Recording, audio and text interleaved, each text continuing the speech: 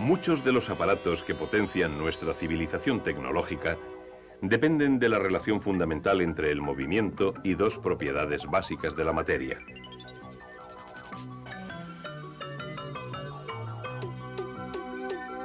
ciencias físicas, electricidad y magnetismo.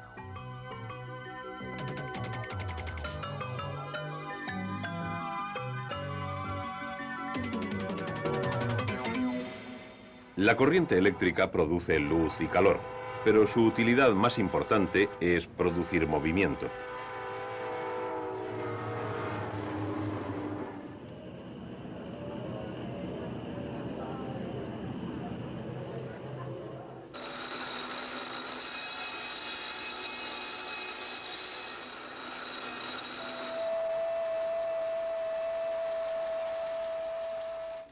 Para ver cómo la electricidad produce movimiento, debemos comparar ciertas fuerzas.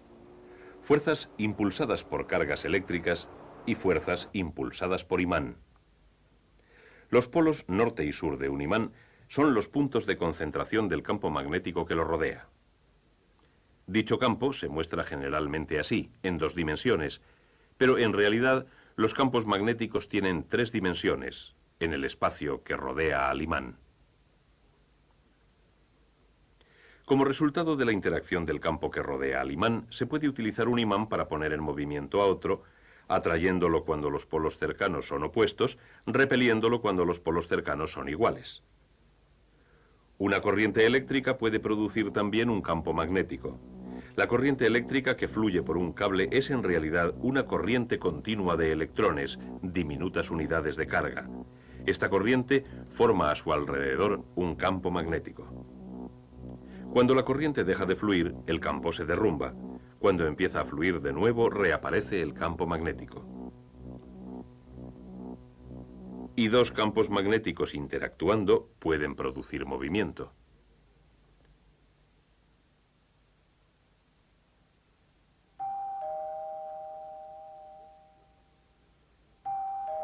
Los campos magnéticos que rodean a los imanes y cables cuando fluyen por ellos corrientes eléctricas se producen de distintas maneras. Cuando fluye la corriente por el cable, los electrones son impulsados de átomo en átomo. Cada electrón en movimiento produce un diminuto campo que se extiende a su alrededor. Si se extienden suficientes campos alrededor de suficientes electrones, aquellos se combinan para formar un campo mayor alrededor de todo cable. Un campo similar rodea al imán. También es la consecuencia de las cargas en movimiento, aunque el imán no lleve corriente. Helo aquí. Generalmente, cuando los electrones se desplazan en el núcleo del átomo, los campos que crean tienden a moverse en todas direcciones y se anulan entre sí. Pero los átomos de ciertas sustancias magnéticas desprenden varios campos. Estos campos pueden combinarse para formar un campo mayor alrededor de todo el imán. Este campo es igual al que se produce en un cable cuando lleva corriente. Tiene un polo norte y un polo sur. Y cuando los campos magnéticos interactúan, desprenden fuerzas que producen movimiento. El campo magnético que se produce en un cable cuando lleva corriente se intensifica cuando el cable forma una espiral. Y cuando el centro de la espiral es de hierro, el campo se intensifica aún más al concentrarse el magnetismo y produce un electroimán que es mucho más potente que un imán corriente. Los electroimanes también son útiles porque se pueden encender y apagar. En los automóviles el motor se pone en marcha con una llave porque al girarla se completa el circuito y envía la corriente por el espiral.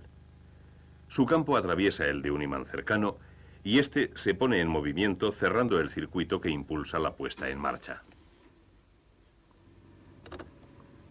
En Japón, un tren experimental se eleva y es impulsado por una serie de electroimanes cuyos polos se repelen con los del tren.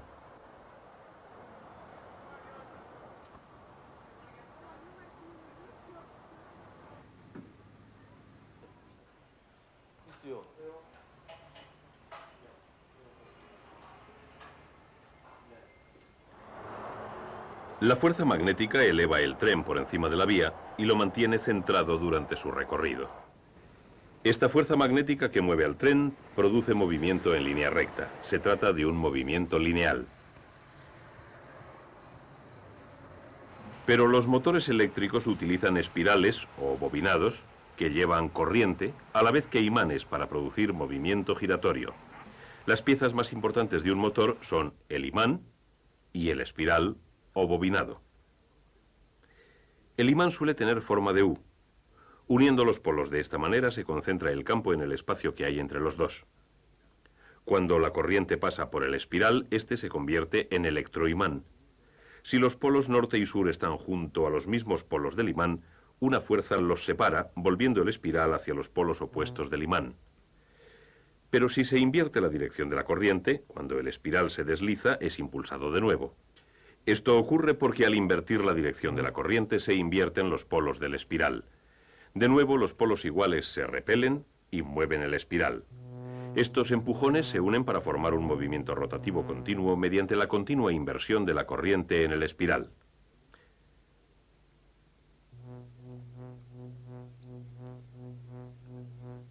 Este tipo de corriente invertida es la que se suministra a las casas. Se llama corriente alterna porque cambia constantemente de dirección, cerrando el ciclo cada 50 segundos.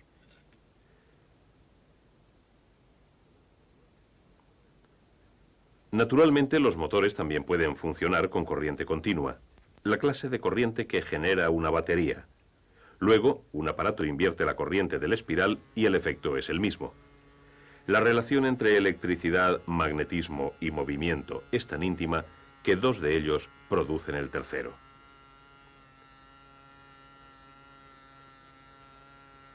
Por ejemplo, la potencia del agua que cae en una presa o la potencia del vapor de una planta eléctrica hacen girar un enorme imán mediante el espiral de un generador. El movimiento del imán produce una fuerza electromagnética en el espiral que hace que la corriente fluya por el cable. O sea, el movimiento y el magnetismo producen electricidad en el generador, mientras que la electricidad y el magnetismo producen el movimiento de un motor. La mayoría de los motores eléctricos dependen de la corriente que producen los generadores, y estos son los responsables de las enormes cantidades de energía eléctrica de que depende nuestro mundo tecnológico. Los generadores que proporcionan la mayoría de nuestras necesidades producen corriente alterna de la siguiente manera. Se montan dos argollas en el eje sobre el que gira el espiral. Las argollas toman contacto con dos escobillas de carbón o de cobre.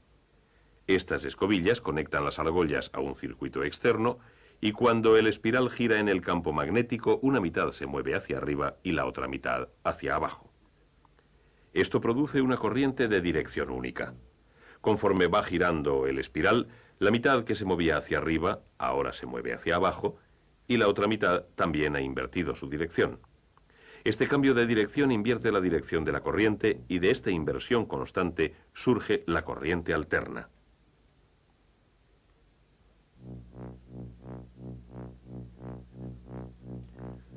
Los generadores pueden también producir corriente continua sustituyendo las argollas por un conmutador como el que se usa en los motores. El conmutador y las escobillas invierten la dirección de la corriente justo cuando se está invirtiendo en el espiral.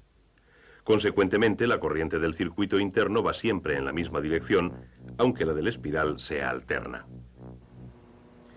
Cuando la corriente eléctrica sale de la planta generadora, suele pasar por un aparato llamado transformador. El transformador puede aumentar o disminuir la fuerza que mueve la corriente, el voltaje. Lo incrementa a fin de que pueda transmitir la potencia a grandes distancias. Es la manera más eficaz de enviar corriente por medio de cables. Para uso doméstico o comercial, los transformadores disminuyen el voltaje. La mayoría de los aparatos eléctricos que utilizamos funcionan con bajo voltaje. El transformador cambia el voltaje de la siguiente manera. Imaginemos dos cables en espiral. Cada uno está conectado a un circuito diferente, pero los dos rodean al mismo núcleo. Cuando la corriente pasa por uno de ellos, genera un campo que magnetiza al otro. Pero como los dos comparten el mismo núcleo, sus campos se concentran al unísono y actúan como un gran campo único. Mientras fluya continuamente una corriente, nada ocurrirá. Pero supongamos que de repente cambiamos la dirección de la corriente de una de las espirales. Una ráfaga de corriente pasa por la segunda espiral y su circuito. Si la corriente invierte de nuevo su dirección, otra ráfaga pasa por la segunda espiral en dirección opuesta. En corriente alterna, la inversión es constante. ¿Pero por qué? Porque cada vez que la corriente cambia de dirección, los campos magnéticos que rodean las espirales se derrumban y cambian de dirección. El movimiento de este campo magnético cambiante de la segunda espiral pone en movimiento sus electrones. De nuevo, la relación entre electricidad, magnetismo y movimiento. Así que el transformador puede pasar corriente alterna de un circuito a otro. Pero para conseguir cambiar el voltaje, el transformador debe tener las espirales con distinto número de vueltas. Si la segunda espiral tiene más vueltas, se convierte en un transformador de subida. Cuando se introduce corriente alterna en la primera espiral, la corriente que genera la segunda tiene un voltaje más alto. Se transforma. El voltaje se puede disminuir utilizando un transformador cuyo segundo juego de espirales tenga menos vueltas que el primero. Los transformadores, generadores y motores dependen de fuerzas electromagnéticas. Pero estas fuerzas causan un efecto mucho más grande en nuestro planeta. El campo magnético de la Tierra es muy parecido al que se forma alrededor de una barra magnética y se pone en movimiento por medio de las corrientes eléctricas del interior de la Tierra. Las temperaturas aquí son tan altas que los átomos del hierro y del níquel que forman el núcleo interno están desprovistos de electrones y cogen cargas. Se cree que la rotación de la Tierra los pone en movimiento. Estas cargas eléctricas en movimiento pueden producir el campo magnético de la Tierra.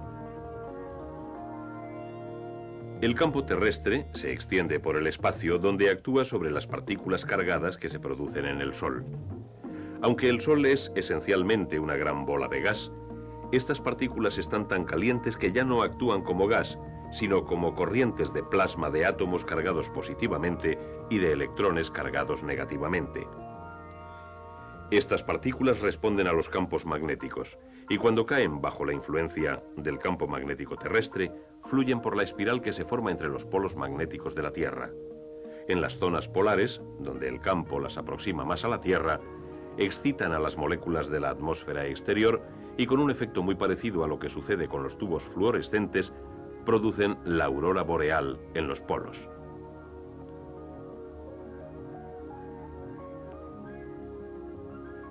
El color blanco verduzco lo producen los átomos del oxígeno, que también pueden crear una luz carmesí cuando el plasma tiene gran cantidad de energía.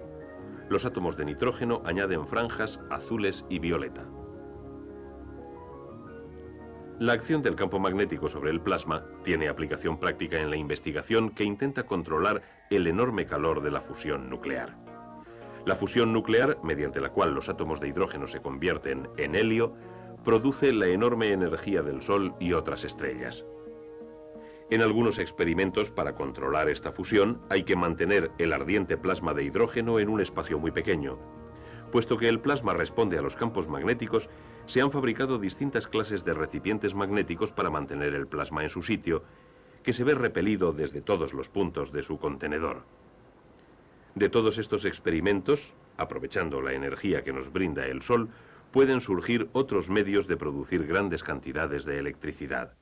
Y la relación entre electricidad y magnetismo volverá a tener un profundo efecto en nuestra forma de vida.